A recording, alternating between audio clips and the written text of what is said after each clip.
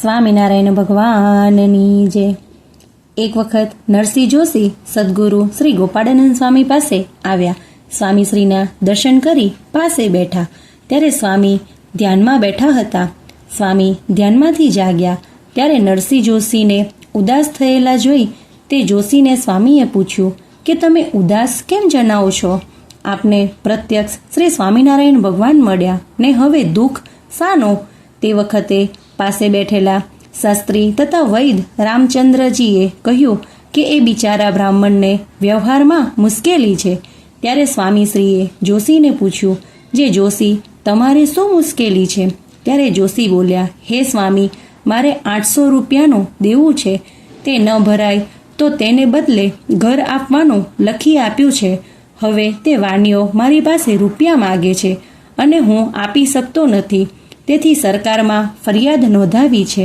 વળી આ 800 રૂપિયાની બીકે ઘરના માણસે 800 રૂપિયાના ઘરેના મોટી છોકરીને ઘેર આપ્યા છે। તે દબાવી બેઠી છે અને કહે છે કે પૈસા કેવા ને વાત કેવી, અમારે તો ખાવા માટે પણ કાંઈ રહ્યું નથી। નાની છોકરીને એમ ખબર પડી કે મોટી છોકરીને મેં 800 રૂપિયાના ઘરેણા આપ્યા છે, તેથી તે પણ ટંટો કરીને અને કહે છે કે મને પણ 800 રૂપિયા આપો। વળી આપી શકતો નથી એટલે ગામમાં ફજેતી કરે છે કે અમે અન્યાય કરીએ છીએ। આમ ભારે આફત આવી પડી છે, તેથી સુખે ભજન પણ થઈ શકતું નથી। આમ ચિંતાતુર તે ભક્તને સ્વામીએ કહ્યું, તમે અત્યારે જ ઘરે જાઓ। વાણિયો તમારા ઘરનો હક જમાવે તે પહેલાં જ ઘરમાં જઈ અંદરથી બહારનું બંધ કરી તમારા પાણિયારાના નીચે 5 હાથ ઊંડો ખાડો ખોદજો। તેમાંથી તાંબાનો એક મોટો ચરુ નીકળશે। તે ચરુમાં 5000 સોનામહોર છે। પછી તમે તે ચરુને લઈને આ બાપુરાયજી અહીં બેઠા છે તેમને આપજો। તે બહુ ડાયા છે અને વિવેકી છે, તેથી સરકારના કાયદા પ્રમાણે તમારા ઘરની ચોખવટ કરી આપશે અને તમારી નાની છોકરીને પણ રૂપિયા આપશે। બાકીના રૂપિયાનું વ્યાજ તમને આપતા રહેશે।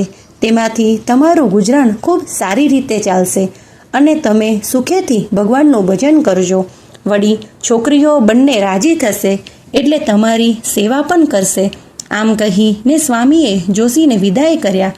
પછી સ્વામી પાસે બેઠેલા વૈદરાજ તથા શાસ્ત્રીજીએ પૂછ્યું કે સ્વામી, એ દ્રવ્ય કોને દાટેલું છે? ત્યારે સ્વામીશ્રી બોલ્યા કે થોડા સમય પછી ઘાંચી મૃત્યુ પામ્યો અને તે ઘરમાં વાસના રહેનારને કારણે ભયંકર ભોયંગ થયો અને તે જ ઘરમાં રહ્યો। સિદ્ધનાથ મહાદેવના ઉપાસકોને ખબર પડતા તેઓ તપાસ કરવા આવ્યા। ત્યાં તે સાપને દેખી ગભરાયા, પણ સાપને સ્થિર રહેલો જોઈ હિંમતપૂર્વક તે ઘર ખોલ્યું। આ વખતે પેલો સાપ રૂપે રહેલો વાસનિક ઘાંચી કાંઈ પણ ન કરી શક્યો, કેમ કે ધન તેનું ન હતું। મહાદેવના લોકોએ 13 ચરો ઉપાડ્યા, પણ 14મો ભૂલી ગયા। પછી તે ચરો સાચવવા માટે ઘાંચી સર્પ રૂપે ચરુને વીંટળાઈને રહેતો। એક વખત અમે બાપુરાયજીના ઘેર સંતો સહિત 5 દિવસ ઠાકોરજી જમાડવા ગયા હતા। ત્યાં સંતોએ અમારું પત્તર ધોયું। તે પત્તરનું પાણી નરસિંહરામ જોશીના ઘરની પાછળ રેડ્યું। તે સીધું પેલા સાપના દરમાં પહોંચ્યું અને સાપને અડાડ્યું કે તરત જ પવિત્ર થઈ તે મૃત્યુ પામ્યો અને પ્રસાદીનું જળ મળવાથી તે દેવલોકને પામ્યો। માટી બાકી રહેલો ચરુ પડ્યો હતો, તે અમે તેમને બતાવ્યો। જોશીએ સ્વામીના વચન પ્રજ્ઞા કેવા કરુણાળુ અંતર્યામી સ્વામીશ્રી શ્રી સ્વામિનારાયણ ભગવાન ભક્તને દુઃખી દેખી ખમી ન શકતા, તેમજ સદગુરુ શ્રી ગોપાળાનંદ સ્વામી પણ ભક્તો પર દયા કરી તેઓનું કષ્ટ નિવારણ કરતા હતા। સ્વામિનારાયણ ભગવાન